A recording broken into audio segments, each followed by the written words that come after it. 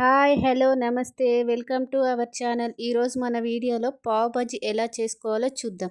దానికోసం ముందుగా మనం పావ్ బజ్జీ మసాలా ప్రిపేర్ చేసుకుందాం. స్టవ్ మీద ఒక ప్యాన్ పెట్టుకొని దాంట్లో 2 స్పూన్ల ధనియాలు, 1 స్పూన్ జీలకర్ర, హాఫ్ స్పూన్ సోంపు, ఒక పెద్ద ఇలాచి, ఒక బిర్యానీ ఆకు, 4-5 లవంగాలు, 1 ఇంచు దాల్చిన చెక్క వేసుకొని దీన్ని ఫ్రై చేసుకోవాలి. మంచి స్మెల్ వచ్చేంత వరకు ఫ్రై చేసుకోవాలి. ఇందులో పెద్ద ఇలాచి మాత్రమే వేసుకోవాలి, చిన్న వేసుకోవద్దు. తర్వాత ఒక 4-5 ఎండుమిరపకాయలు వేపుకోవాలి.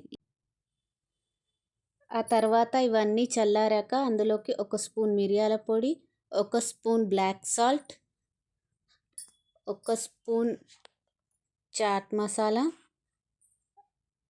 1 స్పూన్ కారం, 1 స్పూన్ ఉప్పు వేసుకొని గ్రైండ్ చేసుకోవాలి.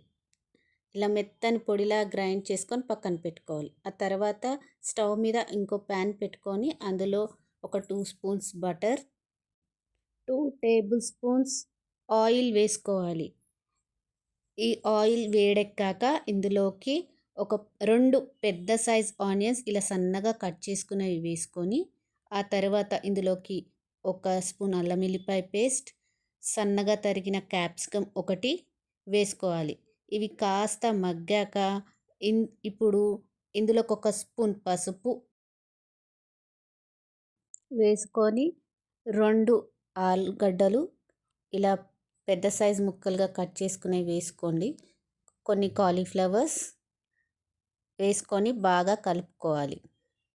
దీని తర్వాత 5-6 ముక్కల బీట్రూట్స్ మరీ ఎక్కువగా వేయొద్దు, జస్ట్ కలర్ కోసమే. ఇది మరీ ఎక్కువ వేస్తే నల్లగా అయిపోతుంది. తర్వాత ఒక 2 టమాటోస్ వేసి బాగా కలిపి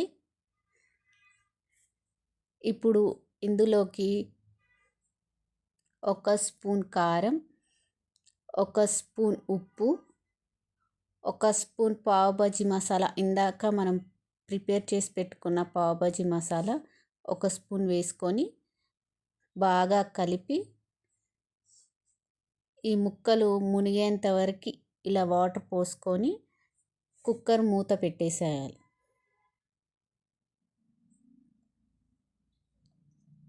ఇవి 3 విజిల్స్ వచ్చేంత వరకు పెట్టుకొని తర్వాత స్టవ్ ఆఫ్ చేసి దింపుకొని ఇలా స్ట్రెయిన్ చేసుకోవాలి. ఇలా వడగట్టుకోవడం వల్ల మనం పీసెస్ స్మాష్ చేసేయడానికి ఈజీగా ఉంటుంది. ఇలా పప్పు గుత్తితో కానీ స్మాషర్తో కానీ ఇలా బాగా స్మాష్ చేయాలి. దీన్ని మొత్తం స్మాష్ అయ్యే వరకు బాగా స్మాష్ చేస్తూ ఉండాలి. వాటర్ ఉంటే త్వరగా స్మాష్ అవ్వదు, అందుకే వాటర్ స్ట్రెయిన్ చేసుకొని ఇలా స్మాష్ చేసిన తర్వాత మళ్ళీ ఆ వాటర్ అందులో పోసుకొని మిక్స్ చేసుకోవాలి. ఇలా బాగా కలుపుకోవాలి. దాని తర్వాత ఇందులోకి కొంచెం కసూరి మేతి, కొద్దిగా మళ్ళీ కొంచెం బటర్, కొంచెం కొత్తిమీర, ఇంకా 1 స్పూన్ పావ్ బజ్జీ మసాలా, మళ్ళీ 1 స్పూన్ పావ్ బజ్జీ మసాలా చివరిలో వేసుకొని కలుపుకొని దింపేసుకోవాలి. ఇప్పుడు స్టవ్ మీద ప్యాన్ పెట్టుకొని 1 స్పూన్ బటర్, అందులో కొంచెం పావ్ బజ్జీ మసాలా, కొద్దిగా కొత్తిమీర, ఇందులోకి మనం ఇందాక ప్రిపేర్ చేసుకున్న బాజీ కొద్దిగా వేసి లైట్గా ఇలా ఫ్రై చేయాలి.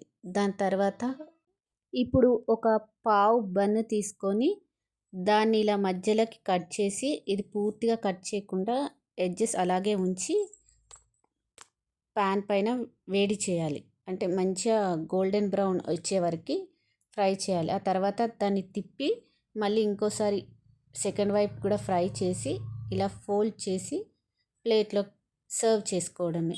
దీంట్లోకి సన్నగా తరిగిన ఆనియన్స్, 1 నిమ్మకాయ, మళ్ళీ సర్వ్ చేసే ముందు 1 స్పూన్ బటర్ వేసి సర్వ్ చేస్తే వేడి వేడి pav bajji ready. Thank you for watching my channel.